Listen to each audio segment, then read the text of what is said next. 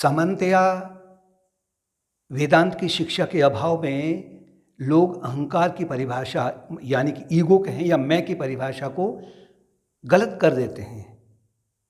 और ये क्रम आपका अभी से नहीं चला आ रहा है, ये आपका अनंत समय से चले आ रहा है। हमारे जो पुराण इतिहास हैं वो सब इसके गवाह हैं, साक्ष्य हैं। उनमें ये कथाएं भरी पड़ी हुई हैं और पहले भी, वर्तमान में भी और आगे भविष्य में भी इस प्रकार की जो कला है आपस में, देशों के बीच में, समाज के बीच में, परिवार के बीच में, यानी कि यहाँ तक कि उसके मन के भीतर भी ये द्वंद्व निरंतर उत्पन्न होते रहेंगे,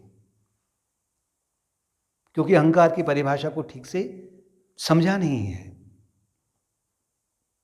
इसके अनुसार में जो अहंकार वो लोग कहते हैं, वो कहते हैं कि जो पैर के नाखून से लेकर के जो सिर के बाल तक जो अपीयरेंस हो रहा है, जो दिखाई पड़ रहा है, वही अहंकार है, वही मैं है उसका।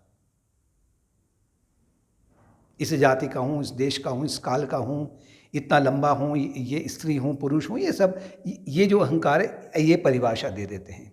लेकिन ये जो इस प्रकार का जो अहंकार है, ठीक है, इसको मेंटेन रखना आवश्यक है व्यावहारिक जीवन में, लेकिन इस प्रकार का जो अहंकार है आपके जीवन को शुद्ध नहीं कर पाता है, आपकी चित्त शुद्धि नहीं कर पाता है,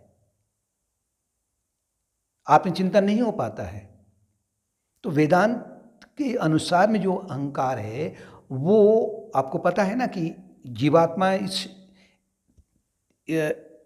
3 शरीरों से ढका हुआ है, 3 आवरण है। स्थूल शरीर का आवरण है, दूसरा सूक्ष्म शरीर का आवरण है, तीसरा है कारण शरीर का आवरण। ईगो या अहंकार या जो जिसको अब हम मैं भी कह रहे हैं, ये आपका सूक्ष्म शरीर के अंतर्गत आता है, जो कि बुद्धि से जुड़ा हुआ है। बुद्धि और अहंकार दोनों आपस में जुड़वा हैं। बुद्धि शुद्ध है तो अहंकार शुद्ध है, अहंकार शुद्ध है तो बुद्धि शुद्ध है, अगर वो अशुद्ध है तो वो भी अशुद्ध है। अब वेदांत के अनुसार में इस अहंकार को हम 3 भागों में बांटते हैं। ईगो को 3 भागों में बांट रहे हैं। रामायण के अनुसार में अगर हम कहें, अगर एक सात्विकी अहंकार है, दूसरा है आपका राजसी अहंकार, तीसरा है तामसी अहंकार।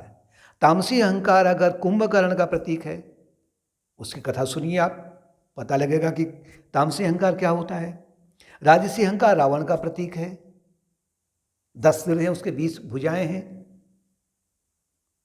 असुर सेना है।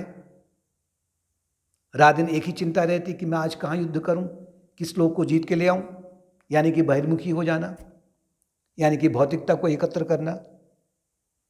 और तीसरा है सात्विकी अहंकार। सात्विकी अहंकार प्रतीक है कुंभकर्ण का, जहां सात्विकी अहंकार प्रतीक है आपका विभीषण का। जहां कुंभकर्ण और रावण यानी कि जो तामसी अहंकार है, राजसी अहंकार है, वो ईश्वर को नकारते हैं, लेकिन जो विभीषण रूपी जो सात्विकी अहंकार है वो ईश्वर से मिलना चाहता है। उसे ज्ञात है कि ईश्वर किधर है, राम किधर है, उसे पता है। उसके मन में एक ही लालसा है कि मैं राम से मिल जाऊं, यानी कि मुझे मोक्ष की प्राप्ति हो जाए।